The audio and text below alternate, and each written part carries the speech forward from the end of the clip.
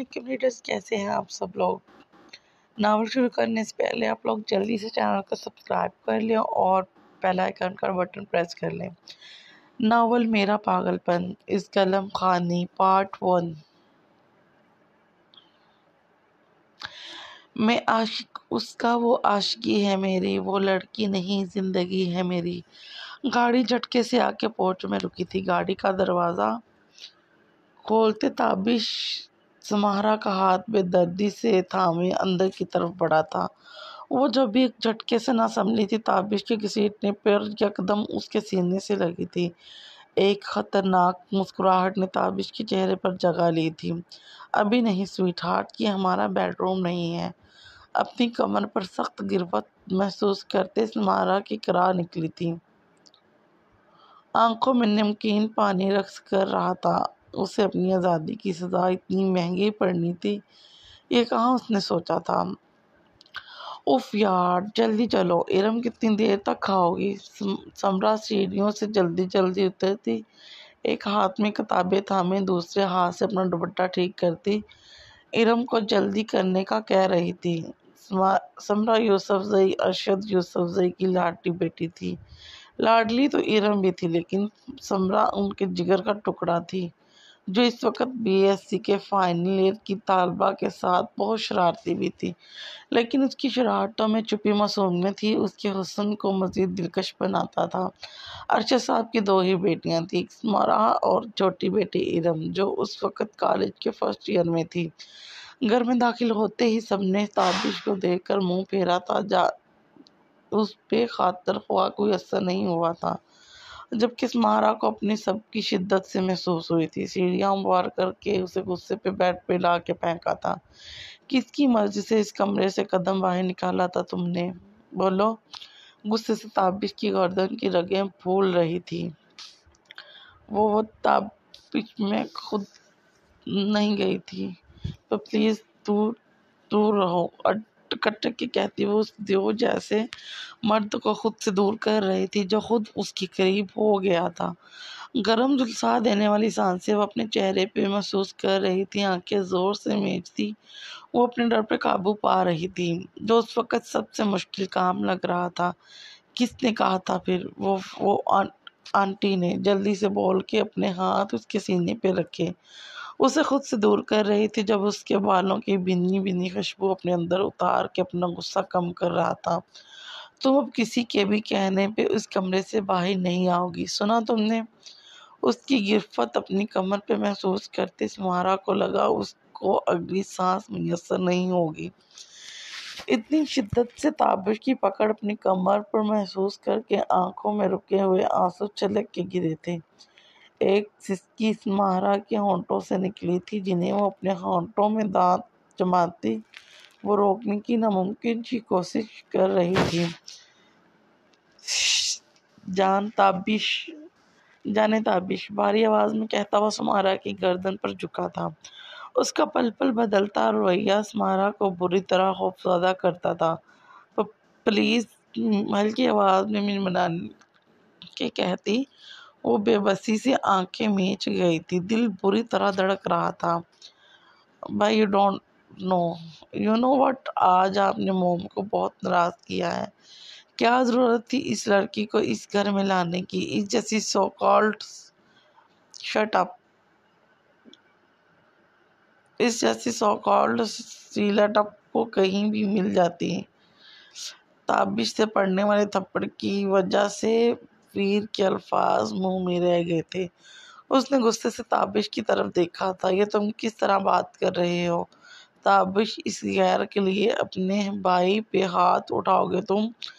مہین بیگم کے لہجے میں نفرت ہی نفرت تھی۔ انہیں کہاں گوارا تھا ایک ایسی لڑکی کی وجہ سے ان کے بیٹوں میں بدمزگی پیدا ہو۔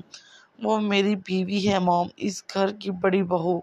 ایک ایک لفظ پہ زور دیتا وہ مہین بیگم کے ساتھ ویر کو دیکھ کر کہہ رہا تھا، اگر کسی کو مسئلہ ہے تو وہ اس گھر سے جا سکتا ہے۔ ویر نے غصے سے پاس پڑے گلدان زور سے زمین پہ مارا تھا، جو اپنی بے قدری پہ کئی حصوں میں بٹ کے رو رہا تھا۔ کیا سے کیا ہو گئی تھی زندگی، آنکھیں مونتے ہی اس کے ذہن پہ یادیں کسی فلم کی طرح چلنے لگی تھی۔ بابا کے ساتھ ہنسنا، ماما کو تنگ کرنا، ارم کی آئس کریم چھپا کے کھانا، کانوں میں جیسے کہیں سب کی آوازیں گونج رہی تھی۔ زندگی کتنی پرسکون تھی، سب کچھ حاصل تھا، اس کو اپنے بابا کا مان تھا وہ، اور آج ایک سراپائے سوال بنی کھڑی تھی جہاں ایک آنے والے انجان طوفان میں اس کا سب کچھ ڈوب گیا تھا۔ ویر اشتہار میں گھر سے نکلا تھا جہاں اس کا پارا آسمان پہ پہنچ چکا تھا۔ اس لڑکی نے اسے کہیں کا نہیں چھوڑا تھا، پہلے یونی اور اب اس کا بھائی۔ تیز ڈرائیونگ کرتے ساتھ ساتھ ہاتھ میں سگار پکڑے وہ گہرے گہرے کش لگاتا اپنا غصہ قابو کرنے کی کوشش میں تھا، جو ہر بار اپنی آنکھوں کے سامنے سمارا کا عکس سوچ کے مزید بڑھ رہا تھا۔ گاڑی روک کے اس نے ایک گہری سانس لے کے جلتا سگار گاڑی سے باہر پھینکا تھا۔ اپنے بالوں میں ہاتھ پھیرتا وہ کچھ سوچ کے مسکرایا تھا۔ یہ مسکراہٹ اب سمارا کے لیے کون سا نیا امتحان لانے والی تھی۔ اپنے ہاتھوں پہ لال نشان دیکھتی وہ سسکی رو گئی تھی۔ تابش کے لمس نے ہمیشہ اسے تکلیف دی تھی۔ اس کا جنونی روپ سمارا کی زندگی میں اذیت کا سماں بن کے رہ گیا تھا۔ وہ جب اپنے خیالوں میں محو تھی، کلک کی آواز پہ خیالوں کی دنیا سے باہر آئی تھی۔ ادھر آؤ، سمارا نے ناسمجھی سے تابش کی طرف دیکھا تھا جو اسے ہی دیکھ رہا تھا۔ انوچا سنتی ہو کیا؟ اب کی بار سمارا نے غصے کی طرف دیکھا تھا جو لاپرواہ سا کھڑا سمارا کے آنے کا انتظار کر رہا تھا۔ سویٹ ہارٹ، مجھے اپنے پاس آنے پر مجبور نہیں کرو۔ اس سے پہلے میں تمہارے پاس آؤں تم ایک سیکنڈ کے اندر مجھے میرے پاس بیٹھی ملو، ورنہ اگر میں آیا تو اپنے طریقے سے آج کی غلطی کی سزا دوں گا جو میری بیبی ڈول کو بالکل پسند نہیں آئے گی۔ تابش کی بے شرمی سے کہنے پہ سمارا کو اپنے گال تپتے ہوئے محسوس ہو رہے تھے۔ یہ شخص ہر مرتبہ اپنا نیا روپ دکھا رہا تھا۔ ابھی وہ جو کچھ اور کہنے والی تھی، اپنے چہرے پر تپش محسوس کرتی جب سے دور ہوئی تھی، لیکن مقابل کی گرفت نے مزید سٹپٹائی تھی۔ کہا تھا نا ایک سیکنڈ میں میرے پاس آؤ، لیکن مجھے لگتا ہے میری بیبی ڈول کو دور رہنا پسند نہیں۔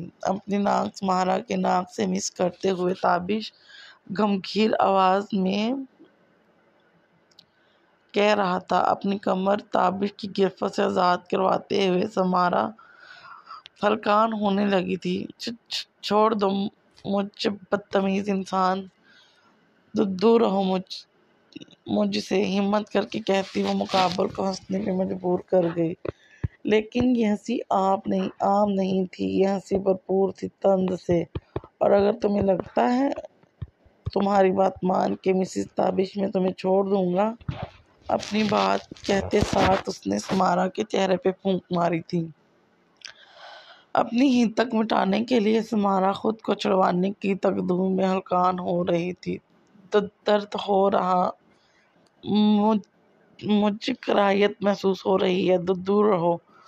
اپنی پوری جان لگا کے اس نے خود کو آزاد کروایا تھا، لیکن ساتھ اس نے ایک جنونی کی جنون کو ہوا دی تھی۔ کیا کہا پھر سے کہنا، اس کا بازو دبوچ کے کہتا وہ غرایا تھا، آنکھیں ایک دم لال انگارہ ہونے لگی تھی۔ یہ لڑکی ہر بار اس کے انا پہ وار کرتی تھی، جتنا وہ اس کے پاس جاتا یہ لڑکی ہر بار اسے دھتکار کے اپنے لفظوں سے اس پہ چابک چلاتی تھی۔ چھوڑ، مجھے کراہیت آتی ہے تم سے، تم جیسے جنونی پاگل انسان صرف تکلیف دینا جانتا ہے۔ اپنا بازو چڑھواتے ہوئے سمارا نے جان بوجھ کر اپنے ناخن تابش کے ہاتھ پر چبھو دیے تھے، جس سے اس کی پکڑ ہلکی ہونے پہ سمارا نے ایک تھپڑ اس کی گال پہ مارا تھا۔ غلطی، بہت بڑی غلطی کر دی سمارا، کراہیت آتی ہے نا تمہیں اس جنونی پاگل انسان سے، اب یہی کراہیت تم پوری رات محسوس کرو گی۔ تابش اسے کمر سے پکڑتا گھسیٹتے ہوئے بیڈ تک لے کر گیا تھا، جس پہ وہ چیختی چلاتی اپنے ہاتھ پاؤں چلا رہی تھی۔ چھوڑو مجھے، میں شور مچا دوں گی، اس نے خود کو چھڑاتے ہوئے دھمکی دی۔ نہیں مسز تابش اسفندیار کی اب کی بھول ہے کہ میں تابش اسفندیار ان دھمکیوں سے ڈر جائے گا۔ اسے بیڈ پر ڈال کے اس پہ حاوی ہو گیا تھا۔ ایک مرد کا مقابلہ کرنا اس کے بس سے باہر ہوتا جا رہا تھا۔ وہ چیختی چلاتی اپنے ہاتھ چلا رہی تھی، جس پہ مقابل کان بند کیے اس کے بقول اپنا حق وصول کر رہا تھا۔ جاری ہے۔ Thanks for watching video. Please must subscribe our channel, must like and comment please.